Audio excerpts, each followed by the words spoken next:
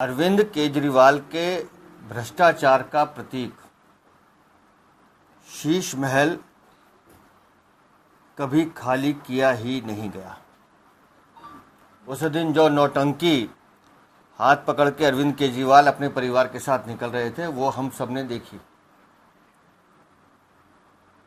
लेकिन सरकारी नियमों के तहत वो शीश महल वाला जो उनका आवास है वो खाली नहीं किया गया। उस पर आज तक अरविंद केजरीवाल का कब्जा है। उस दिन जो नौटंकी की गई, दिखाया गया कि चाबी सुनीता जी एक अधिकारी को पकड़ा रही हैं। वो अधिकारी थे श्रीमान Pravesh Ranjan Jha, special secretary to CM office, जबकि चाबी आपको देनी थी पीडब्ल्यूडी विभाग के श्री विजय कुमार, जो सेक्शन ऑफिसर थे वहाँ के कैंप ऑफिस के, जिनकी जिम्मेदारी थी कि उस इन्वेंट्री की पूरी रिसीव करते और वो चाबी उनके हवाले की जानी चाहिए थी।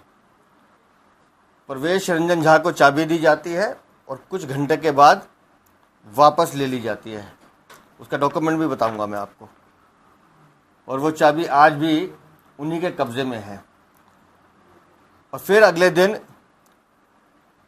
दिल्ली की खड़ाऊ मुख्यमंत्री आतिशी मार लेना चिट्ठी लिखती हैं कि मैं उस आवास में जाऊंगी। कायदे कानूनों के तहत कोई कार्रवाई नहीं की गई। वो आवास मुख्यमंत्री आवास के लिए एलोकेटेड नहीं है। एक नियम है, जिन नियमों का पालन किसी भी मुख्यमंत्री को करना पड़ता है। और जब वो भ्रष्टाचारी शीश महल, जो उनके भ्रष्टाचार का प्रतीक है, अरविंद केजरीवाल वो नहीं चाहते कि वो बाकी लोग देख पाए कि उसके अंदर क्या छुपा हुआ है, उसके अंदर क्या राज है। तो ये एक सोची समझी साजिश अरविंद केजरीवाल, आतिशी मार लेना और उनके सहयोगियों ने रची। ये है वो नोटिस जो पीडब्ल्यूडी विभाग ने उनके स्पेशल सेक्रेटरी प्रवेश रंजन झा को भेजा है। इस नोटिस में लिखा है, मैं सिर्फ 2 लाइनें पढ़ के बता रहा हूँ।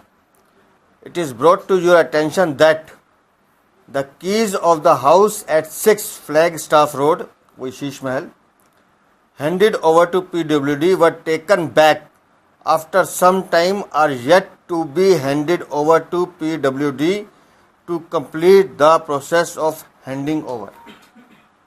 अभी तक वो प्रोसेस पूरा नहीं किया गया है। तो क्या छुपाना चाहते हैं अरविंद केजरीवाल? जिस दिल्ली की जनता की गाड़ी कमाई को लूटकर तुमने अपने ऐशो और अय्याशी का सामान उस शीश महल में लगाया है, उसको दिखाने से परहेज क्यों है? और आतिशी मार लेना एक पपेट की तरह उनके इशारों पे काम कर रही हैं, कठपुतली की तरह।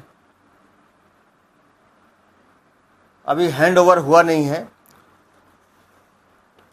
उसका जो एक कानूनी है वो भी पहलू बता देता हूँ, जो इस चिट्ठी में लिखा है। एज यू आर अवेयर, ये पीडब्ल्यूडी लिख रहा है, special secretary to Arvind Kejriwal.